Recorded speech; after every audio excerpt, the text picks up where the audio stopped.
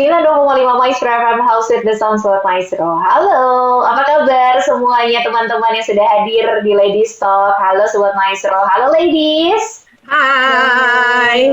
Halo, halo Pak Prot. Halo.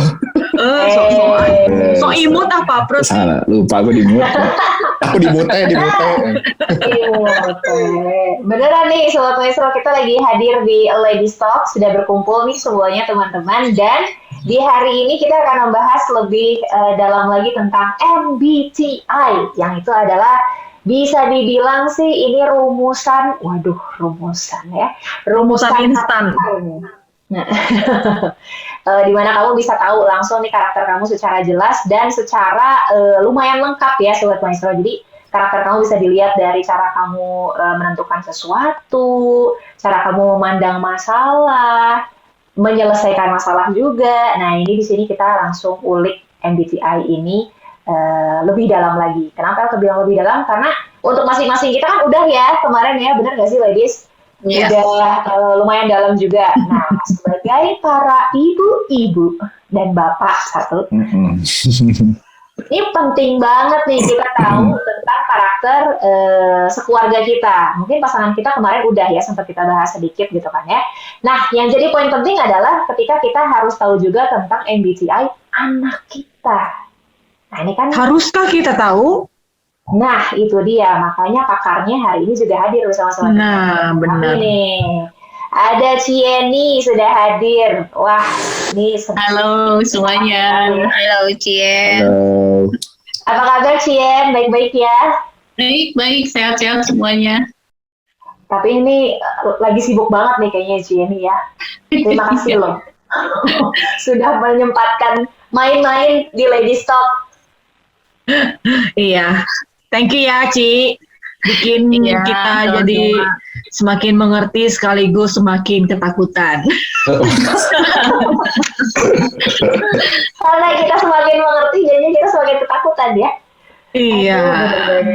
Ini pertanyaan yang tadi nih, Cieni, langsung aja ya kita jump in ya. Perlu nggak sih sebenarnya kita tahu tentang MBTI anak-anak kita yang range umurnya, kalau teman-teman yang ada di Ladies Talk aja lumayan agak besar ya. Ada yang dari 5 tahun sampai SMA ya. Kuliah ya. Si cewek kuliah ya? Iya benar. 21 kayaknya 22. Oh, Kuliah ada udah ya, udah remaja, udah lewat masa remaja malah anak-anaknya ya. udah perjaka. Sudah masuk dewasa awal. Nah, ini MBTI itu sebetulnya alatnya kan yang paling penting itu kita mengenali si anaknya, dan ya MBTI ini mempermudah kita untuk lebih paham gitu. Kenapa sih kita perlu mengenali kepribadian anak itu buat apa gitu. Nah, ini tuh bisa membantu parents ya, orang tua untuk bisa menghadapi ataupun mengetahui cara mengarahkan anak. Itu paling pentingnya ya, mengarahkan anak khususnya pada cita-cita mereka di masa depan. Entah itu mereka jadi apa, tapi kalau mereka sudah mengenal diri dan kita juga mengenal anak-anak kita, itu tuh lebih mudah untuk kita mengarahkan mereka itu ke arah yang tepat gitu. Dan memang ada anak-anak ataupun remaja yang mudah dikenali kepribadian seperti apa, langsung ketahuan gitu, oh anak ini seperti ini. Tapi juga ada anak-anak yang agak sulit diketahui gitu, itu sebenarnya anak ini tuh apa, tipenya apa atau bagaimana, karena kan kalau kita sudah tahu tipenya seperti apa, kita jadi pas pendekatan ke si anak itu gitu, mengarahkannya juga jadi pas gitu. Nah, karena itu kalau kita sudah paham tentang hal ini, tentang kepribadian ini seperti apa, kita juga bisa membantu anak-anak kita untuk mengarahkan diri mereka ke arah yang tepat begitu, membimbingnya.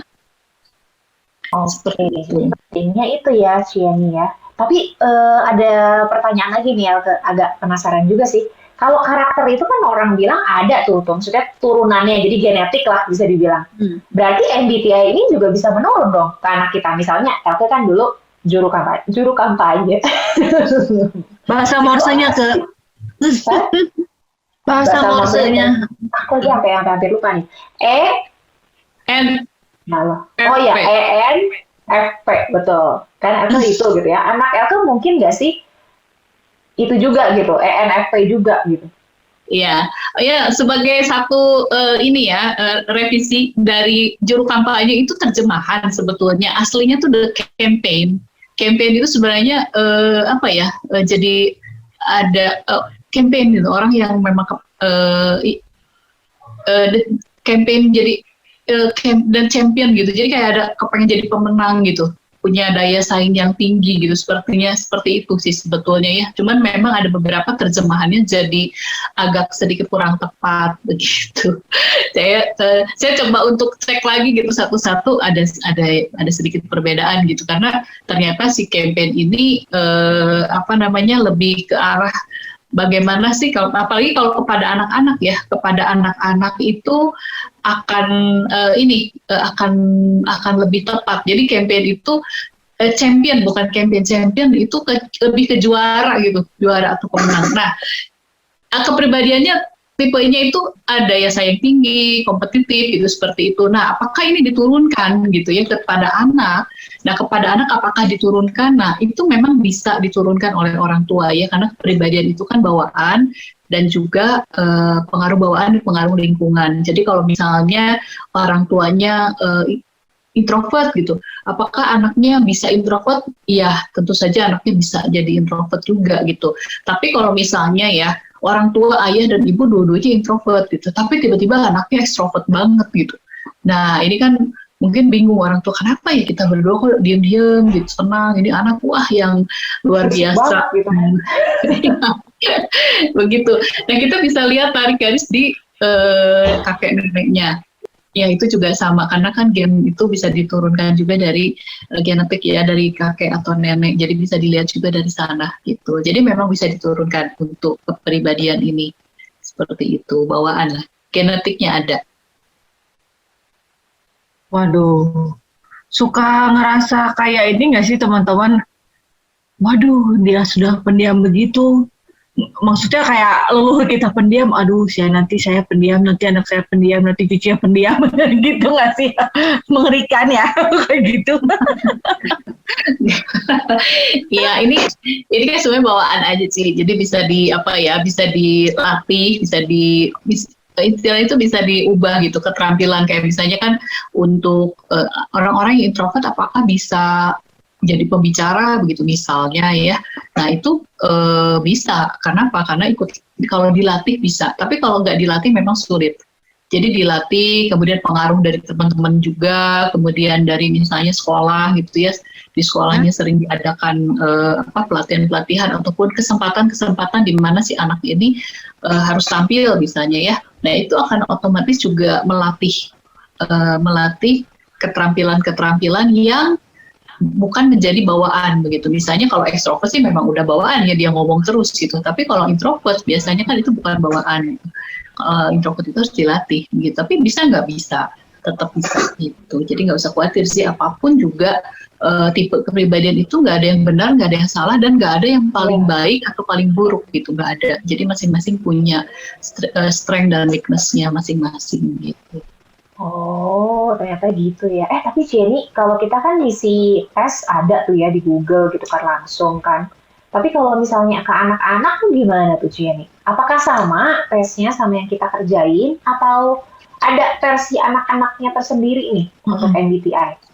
Iya, kalau untuk anak-anak yang memang sudah taraf perkembangan berpikir atau kognitifnya sudah berkembang dengan baik ya, kayak remaja gitu ya, untuk anak-anak SMP itu SMA atau apalagi udah tadi ada yang 21 tahun ya sudah masuk masa kuliah, itu sih sudah bisa pakai self test, jadi tes sendiri aja. Mereka paling ada yang nggak jelas atau kata-katanya kurang paham, mereka tanya gitu. Kalau ada yang nggak jelas tanya ya begitu, itu bisa. Tapi kalau misalnya untuk anak TK, SD ya, SD apalagi TK gitu kan, mereka daya pikirnya juga memang belum begitu belum begitu berkembang secara abstraksinya juga ya, karena kadang-kadang ada kata-kata yang memang agak abstrak untuk dipahami oleh anak-anak. Nah, apalagi mereka kan belum bisa baca kan, belum bisa baca juga. Lalu gimana cara orang tua untuk memahami si anak ini seperti apa? Memang kita bisa coba dengan yang pertama sih interview ya. Kalau misalnya kayak kita, ya maksudnya tuh ditanya gitu. Kalau misalnya kita mau ini tanya ke, misalnya kalau guru gitu ya, guru gimana caranya supaya tahu anak ini, tanya orang tua. Nah kalau orang tua sendiri gimana?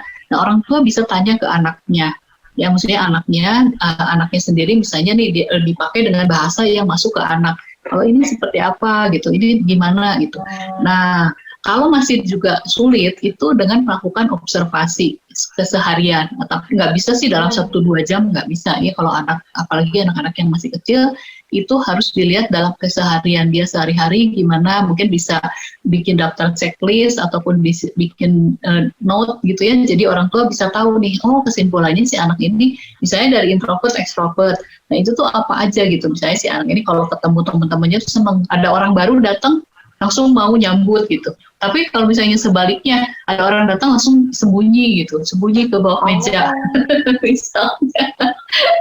Nah itu kelihatan banget ya. Jadi itu bisa kelihatan si anak ini introvert atau extrovert gitu. Itu di sekolah juga kelihatan juga ya.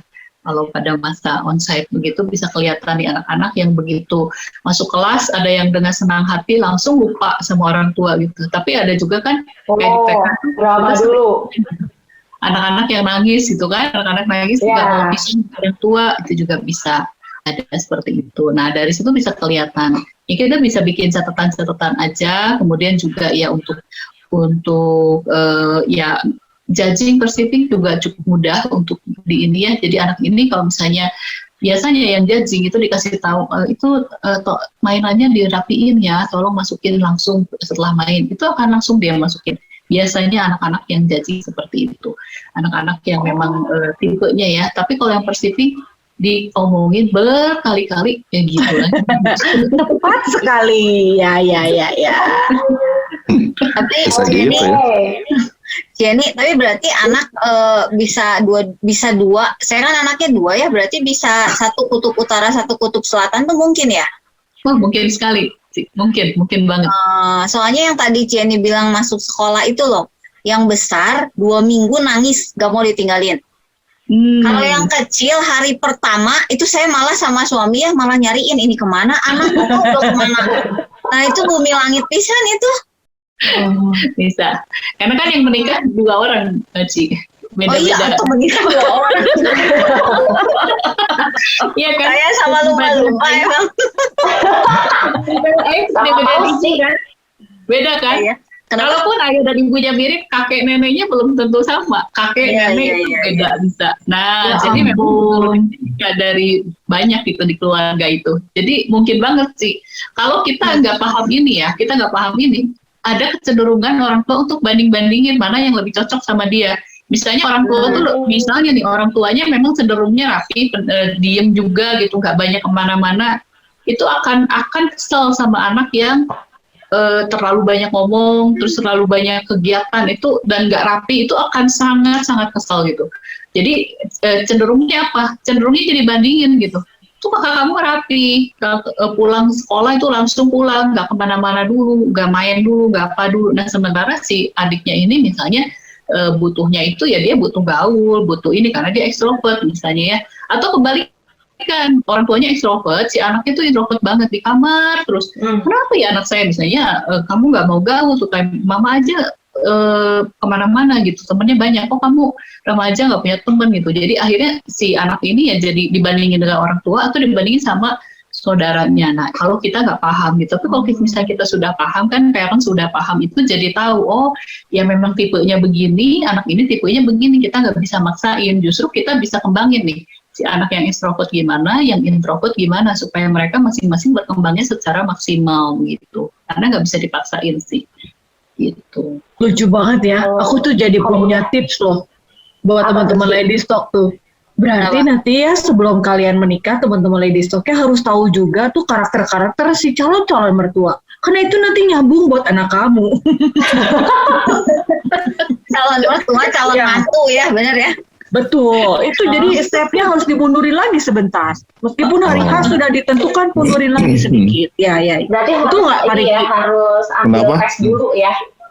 Betul nggak, Pak Riki? Harus mundur lagi. Apa? Enggak, kalau aku sih terima apa adanya. Enggak, udah biasa aja.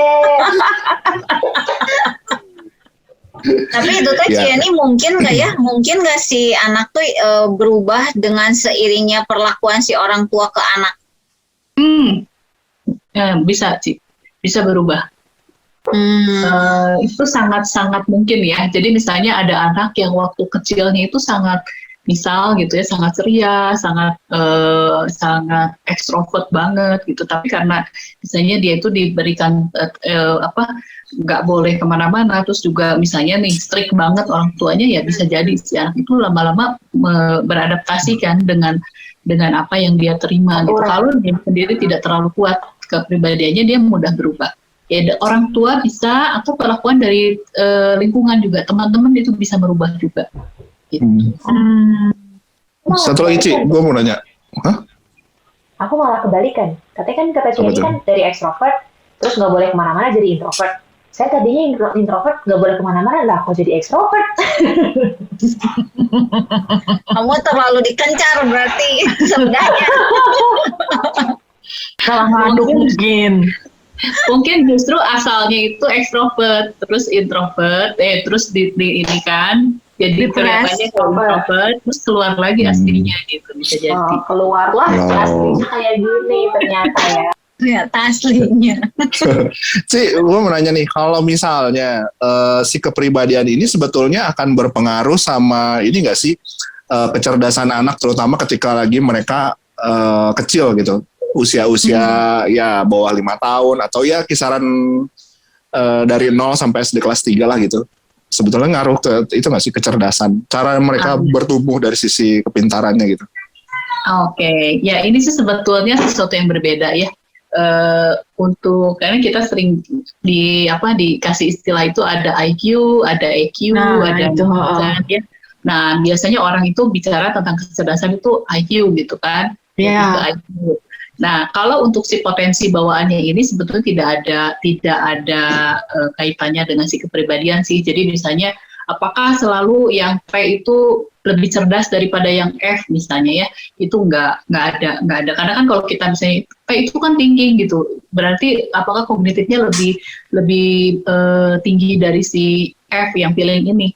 Nah itu nggak ada hubungannya. Jadi itu sesuatu yang terpisah. Jadi bisa jadi misalnya kepribadiannya INFJ misalnya ya, tapi dia IQ-nya sekian misal gitu ya. Dan kepribadian ini IQ-nya sekian, itu nggak ada ngaruh ke sana. Tapi yang ada ngaruh itu ke arah seperti ini. Misalnya kalau orang-orang ataupun anak-anak tipe T dengan C, itu kan cenderungnya tipikalnya rajin gitu kan, karena teratur, ikut aturan, rajin, sehingga seolah-olah anak-anak itu kelihatan lebih pintar gitu. Kenapa? Karena mereka terus mengasah gitu.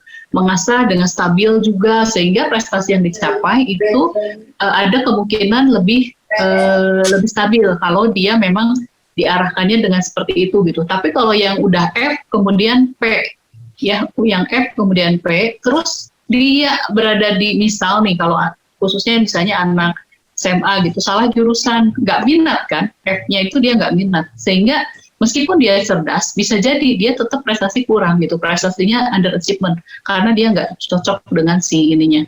Kalau yang anak yang P itu meskipun dia misalnya nggak cocok dengan jurusan dia, itu masih bisa cenderung lebih bertahan lebih baik. Kenapa? Karena dia nggak ikut, perasaan dia nggak terlalu terlibat.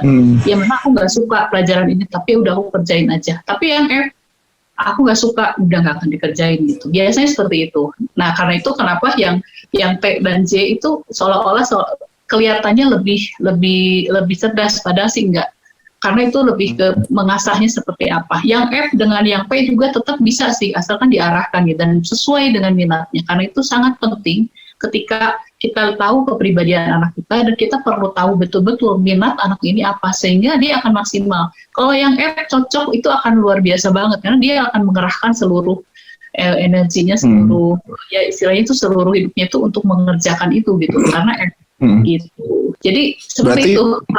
Berarti kalau misalnya, misalnya ini Ci, kalau memang nggak nyangkut soal kepintaran si anak sendiri, berarti mungkin dari cara belajar kali ya yang harus disesuaikan ya. Soalnya kan pasti tipikalnya beda tuh.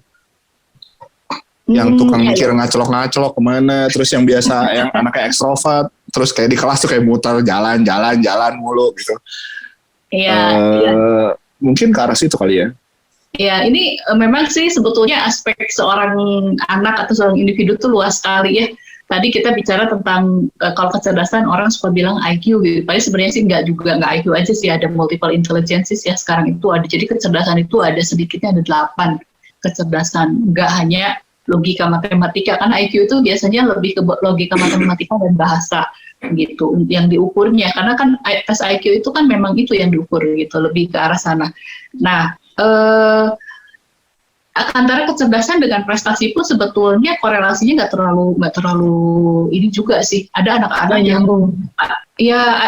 nggak terlalu ada anak-anak yang IQ-nya tinggi tapi prestasinya nggak bagus gitu. Ada anak yang biasa-biasa aja tapi selalu ranking 1 misalnya.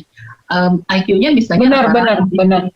Nah, itu memang tadi yang Koriki bilang itu adalah bicara tentang cara belajar ataupun habit dari belajarnya tersebut.